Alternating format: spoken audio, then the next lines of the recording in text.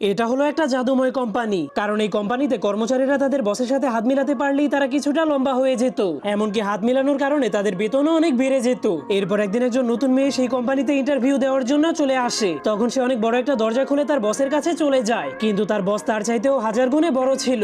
এজন্য বস magnifying glass দিয়ে সেই মেয়েটাকে দেখতে শুরু করে, যা দেখার পর বস তাকে চাকরিটা দিতে রাজি হয়ে যায়। কিন্তু সে তার বসের সাথে হ্যান্ডশেক করতে গেলেই তার বডিটা কিছুটা বড় হয়ে যায়। এরপর বস তাকে একজন ম্যানেজারের সাথে কাজ করার জন্য পাঠিয়ে দেয়, কিন্তু সেই ম্যানেজার তাকে সারাদিন বকাঝকা করতো আর বলতো তোমার কাজ ঠিকমতো হচ্ছে না, কারণ সে যে কম্পিউটারে কাজ করতো সেই কম্পিউটার তার চাইতেও 5 গুণ বড় ছিল। তবুও সে দিনরাত অনেক পরিশ্রম করে তার কাজগুলোকে সঠিকভাবে কমপ্লিট করে ফেলে, যা দেখার পর তার বস অনেক খুশি হয়ে তার সাথে আবারও হ্যান্ডশেক করার জন্য চলে আসে, যার ফলে মেয়েটা আবারও কিছুটা লম্বা হয়ে যায়। এরপর থেকে এভাবেই অনেক বছর কেটে যায়। এজন্য মেয়েটা এখন অনেক বড় হয়ে যাওয়ার কারণে সে একাই 3টা কম্পিউটারকে চালাতে পারে, যার ফলে সে তার বসের সাথে অনেকবার হ্যান্ডশেক করার কারণে সে ওই কোম্পানির সব ওয়ার্কারদের চাইতেও অনেক বড় হয়ে যায়। এমনকি তার বেতন